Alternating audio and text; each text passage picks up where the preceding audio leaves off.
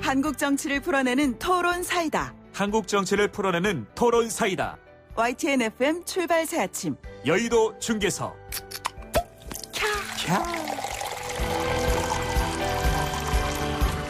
한국 정치를 풀어내는 토론 사이다. 여의도 중계석 시간입니다. 여의도 정치 상황을 누구보다도 명쾌하게 풀어주실 두 분 함께합니다.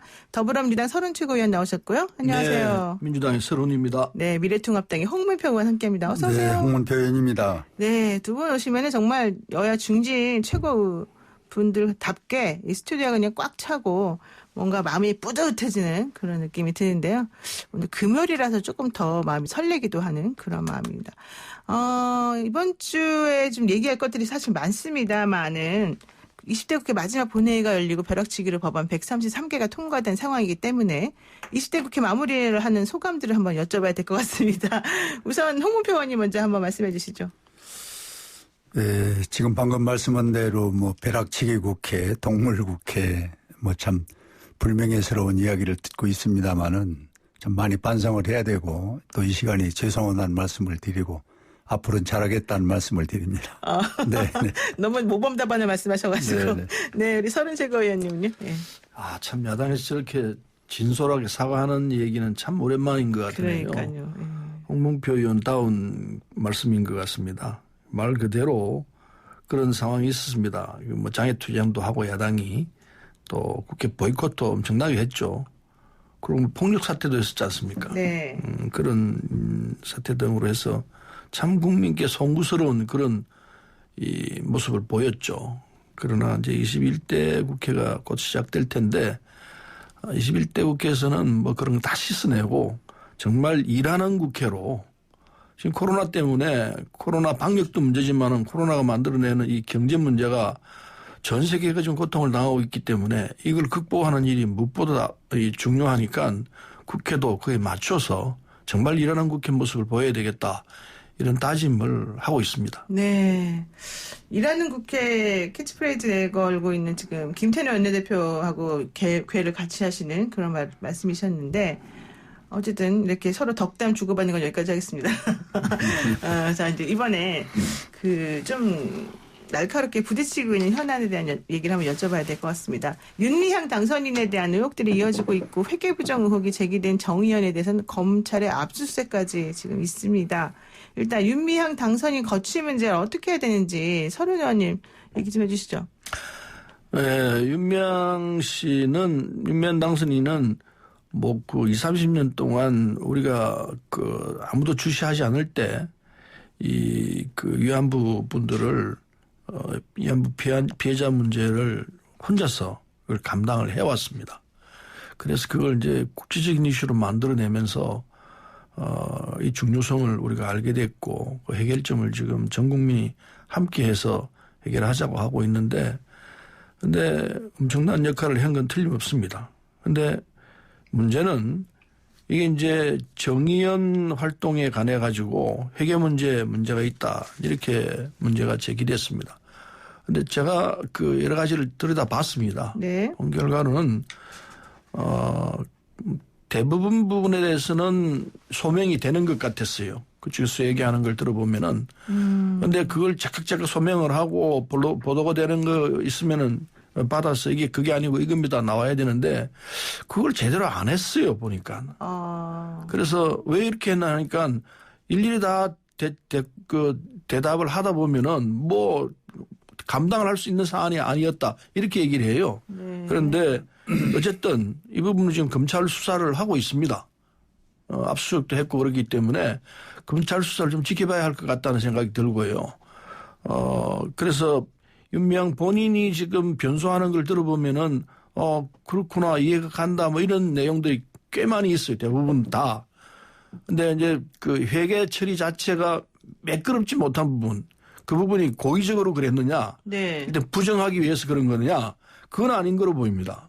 그래서 그런 등등은 지금 검찰 수사가 있으니까 그걸 지켜보면서 대처를 할 생각입니다. 네, 좀 지켜봐야 될 것 같다. 그리고 변소하는 내용이 어느 정도 또 설득력 있는 부분들도 있는 것 같다. 뭐 아주 매끄럽진 않지만 이런 취지이신 것 같은데 홍문표 의원님 보시기엔 어떻습니까? 이건 참 입에 담기 어려운 진짜 추한 행동을 지금 하고 있다. 누가요? 바로 뭐 윤미향 당선인이. 네. 지금 서른 최고위원 뭐 여러 가지 좋은 말씀 하시는데 민주당에서 지금 이분을 감싸면 안 됩니다. 예. 지금 나타난 현상이 지금 한 6개, 7개 의혹을 받고 검찰에 수사를 해서 결론은 나오겠습니다만은 지금까지 언론이나 또 실체가 나와 있는 것을 보면은 우리가 일본을 제일 뭐 팔아먹었느니 친일파를 이완용이라고 얘기하잖아요. 네. 그보다 더한 여자입니다. 이완용보다 더하다고요? 그렇습니다. 어떻게 그분한테 우리가 나라를 뺏긴 그 속에서 위안부라는 참 인간이 겪지 못할 수모를 당한 그분들이 네.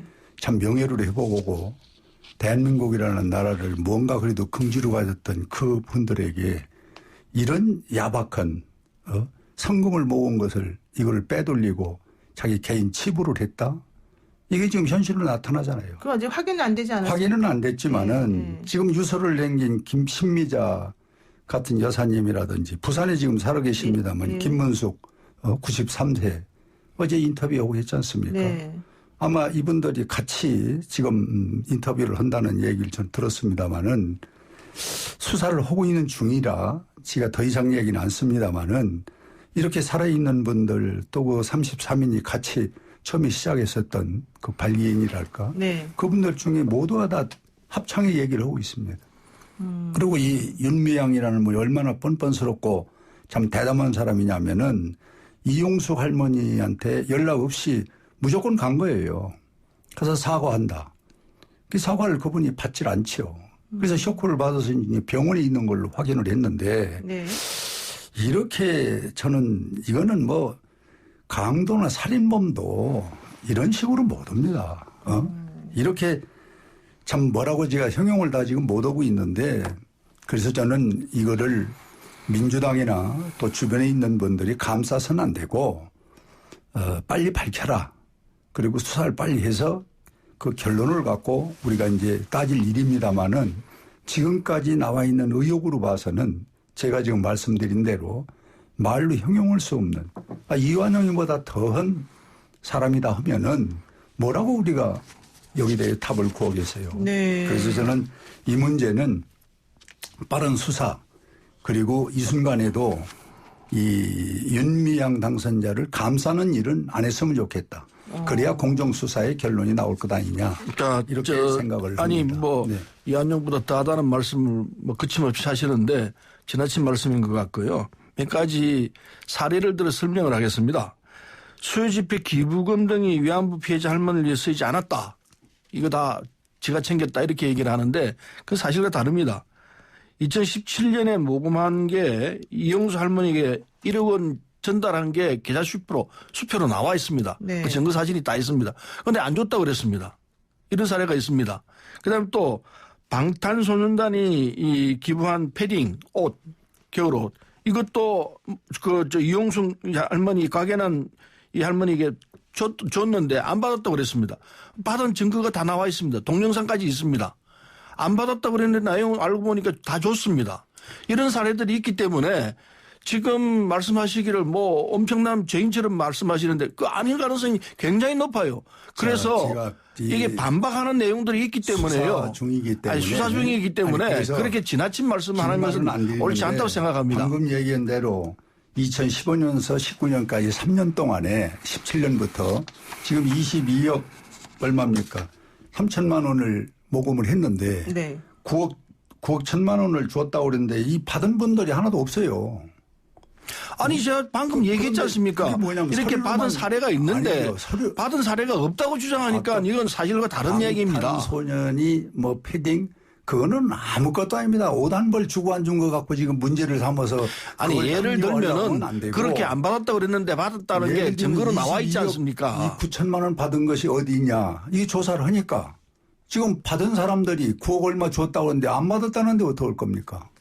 이런 사실을 뭘로 변명할 거예요? 안 받았다는 게 받았다는 거로 증거가 나오는 경우 있지 않습니까? 받았다고 하면 그분들에게 공공원이 배분이 돼야 되고 똑같은 혜택을 줘야 되는데 받은 사람 하나도 없다고 나오는 거예요. 어쨌든 검찰 수사를 그럼 어떻게 보십시다. 할 겁니까? 예, 네. 검찰 수사를 아니 보고 그 얘기합시다. 수사를 보시면은 지금까지 살아있는 분들이 이렇게 증언을 할 때 우린 이분들을 이야기를 안 믿을 수가 없잖아요. 근데 지금까지 윤미향 이야기를 믿습니까? 아니 지금까지 위안부 할머니들을 위해서 20년 30년 일해왔던 사람을 이한영보다 더하다고 매도를 하면은 아니죠. 그건 우리가 공과는 해왔던 인정을 그동안의 하는데 위안부 활동 자체가 아무것도 아닌 걸로 그거를 그렇게 되는 그렇게 겁니다. 순수하게 그분들을 위해서만 했으면 좋은데 이 많은 흑막을 안고 있었던 것은 그걸 빙자해서 했다는 걸로 지금 이렇게 수사가 진행되고 자, 있다고 어쨌든 보고 검찰 수사를 네. 지켜보고 하시죠. 예. 그렇습니다. 25일 날 이영수 할머니가 또 기자회견도 한다 그러고요. 지금 그렇습니다. 검찰이 압수수색도 했으니까 조만간 어느 정도는 좀 사실 파악을 할 수 있을 것으로 보이는데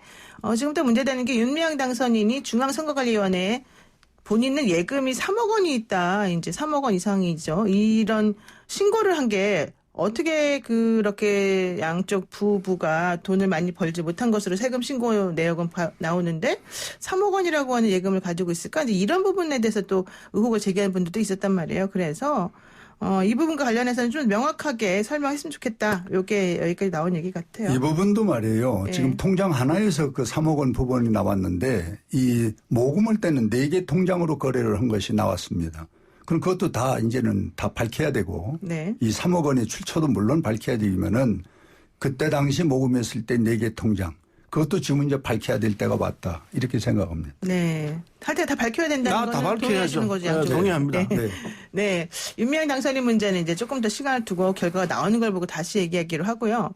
한명숙 전 국무총리 얘기를 안 할 수가 없습니다. 대법원에서 확정 판결을 받고 형을 다 마치고 한명숙 전 국무총리가 2년의 수감 생활을 한 다음에 나오셨는데 이 뇌물수수 사건이 다시 수면 위로 떠올랐습니다. 검찰 강요로 거짓 진술을 한 것이다. 나하고 검찰이 짠 거다. 한명숙 전 총리에 대해서는 이렇게 그 고 한신공의 한만호 씨가 옥중 비망록을 쓴 게 공개가 되면서 나온 의혹인데요.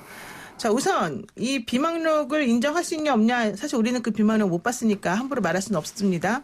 근데 어쨌든 이 비망록이 공개가 되면서 결과적으로는 이 사건 재조사해야 되느냐 마느냐 이제 얘기가 나옵니다. 재조사가 필요하다고 보십니까 우선? 재조사 필요합니다. 이건 이 사건이 처음 이 재판이 시작되고 사건이 나왔을 때 우리 이 한명숙 전 총리 주변에 있는 분들은 참 억울함을 호소했어요. 그런데 이 비망록이 옥중에서 만들었습니다. 본인이 한만호 씨가 돌아가셨습니다만은 이번에 옥중에서 만드는 1200페이지 정도 돼요. 자기가 있었던 사실을 그대로 또박또박 적어놓은 겁니다. 그 내용을 보면 검찰이 어떻게 해유했고 검찰이 어떻게 해박았고 다 나와 있습니다. 네. 그런데 검찰이나 재판부가 안 했어 이걸 인정을 안 했어요. 그냥 다 무시해버렸습니다. 왜 그랬을까요? 그때 그 구조가 그렇게 돼 있었죠.